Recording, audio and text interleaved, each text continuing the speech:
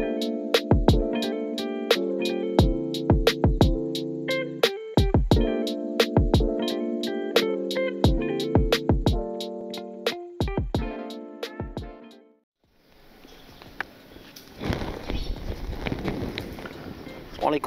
warahmatullahi wabarakatuh. Apa kabar semuanya? Semoga sehat walafiat dan tetap jaga kesehatan.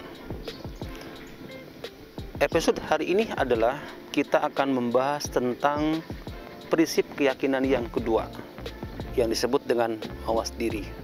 Dan ketika punya keyakinan mawas diri, berarti kita merasa diawasi, maka ada satu karakter yang akan muncul dalam diri Anda, yaitu karakter jujur.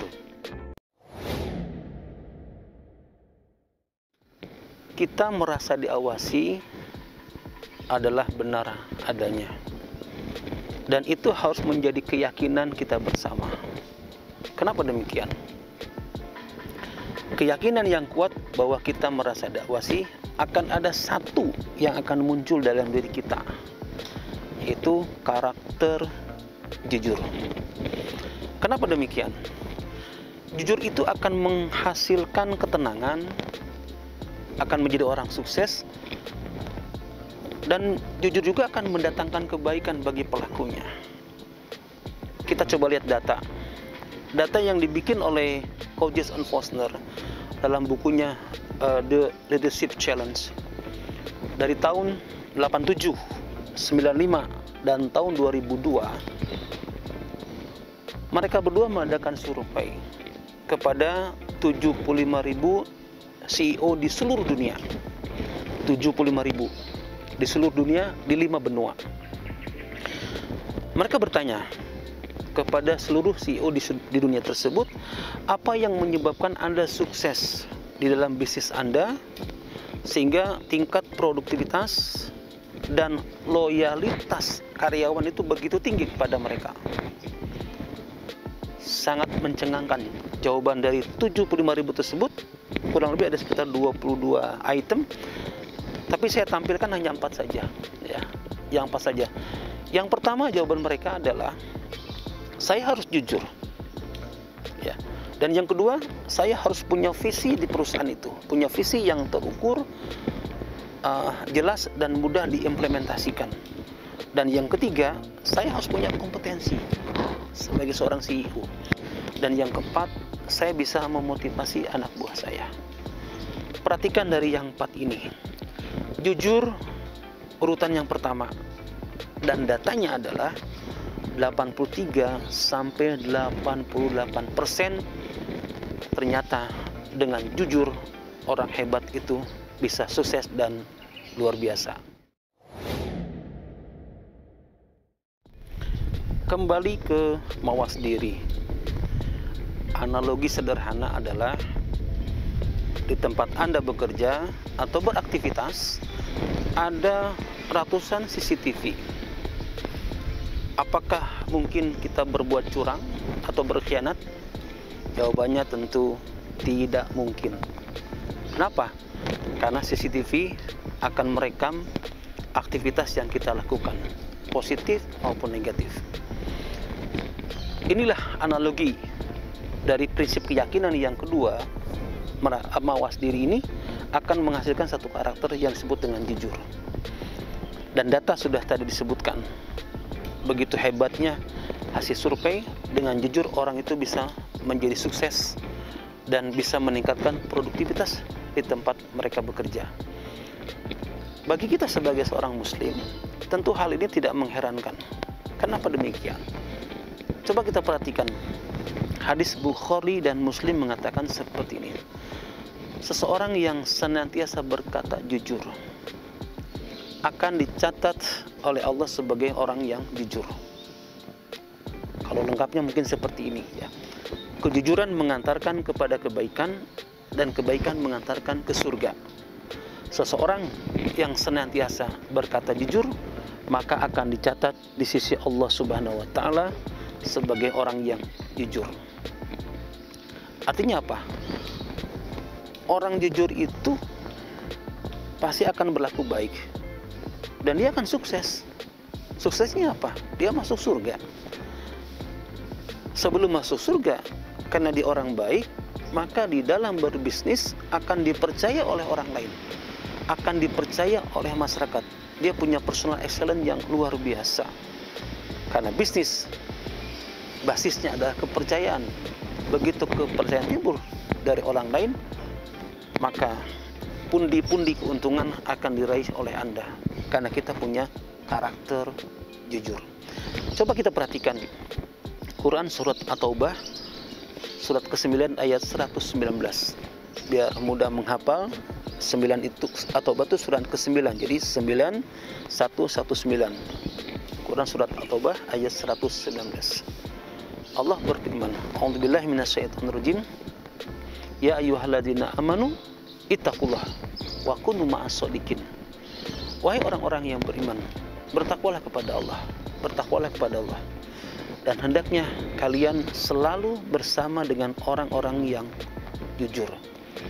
Al-Quran dan Al-Hadis sudah menunjukkan kepada kita sekalian bahwa orang yang jujur pasti dia akan sukses dan dia pasti akan berbahagia. Dan tentunya kita harus bergaul bersama dengan orang-orang yang jujur.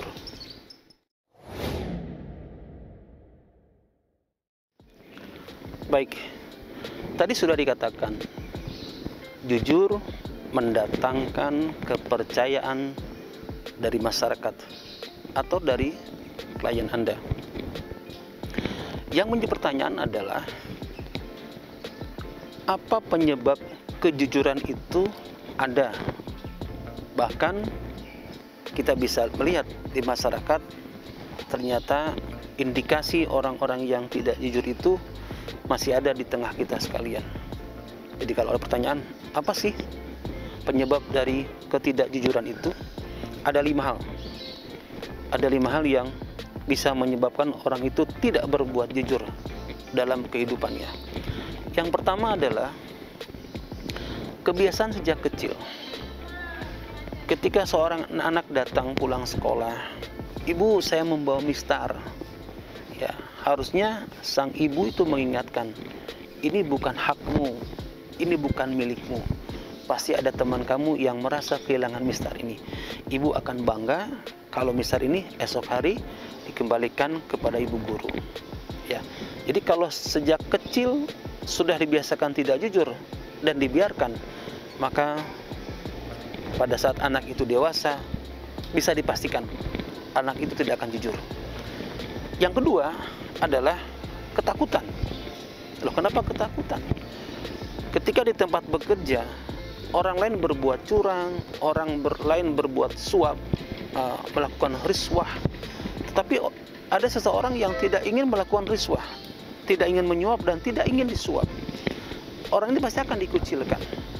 Dikucilkan dari karirnya, dikucilkan dari timnya, bahkan dia akan dimutasi dari tempat yang lebih jauh. Dia akan ada ketakutan seperti itu. Akhirnya orang itu akan bersama-sama dengan bergabung dengan orang-orang yang berbuat tidak jujur tadi itu. Yang ketiga adalah kebohongan yang diapresiasi. Ada istilah baru nih, kebohongan yang diapresiasi. Dan sekarang terjadi, ya, ketika kebenaran malah dibully, disakiti, bahkan masuk penjara, tetapi orang yang berdusta justru malah diamankan. Adalah kebohongan yang diapresiasi, itu yang menjadi indikasi bahwa orang tidak akan, atau setidaknya orang itu akan selalu berbuat tidak jujur sampai kapanpun juga. Yang keempat, ada lingkungan yang tidak jujur. Agak susah diprediksi ketika lingkungan dari mulai keluarga kecil, masyarakat sekitar, rukun tetangga dan sebagainya, itu adalah sekelompok orang-orang yang senantiasa berdusta. Dan anak kita ada di situ, atau kita ada di situ, rasanya kecil kemungkinan kita untuk lahir menjadi orang yang jujur. Dan yang kelima adalah lemahnya penegak aturan.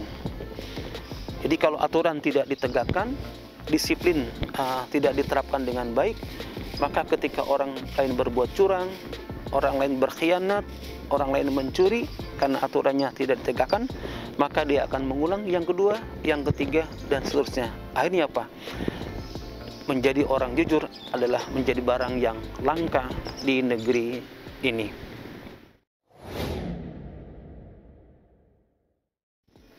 Sekarang kita jadi tahu. Awalnya tidak tahu, atau mungkin tidak ingin tahu, bahwa dari merasa diawasi, akhirnya ada satu karakter yang hadir dalam diri kita, yaitu menjadi orang jujur. Dampak dari orang jujur sudah dijelaskan, bahkan dia akan sukses di dunia. Bukan hanya dunia, surga pun akan diraih, karena kita punya karakter jujur. Semoga bermanfaat, dan kita akan ketemu lagi di episode berikutnya, yaitu prinsip keyakinan yang ketiga. Tetap menjaga protokol kesehatan, tetap sehat walafiat, dan jaga keluarga kita masing-masing di masa pandemi seperti saat ini. Terima kasih.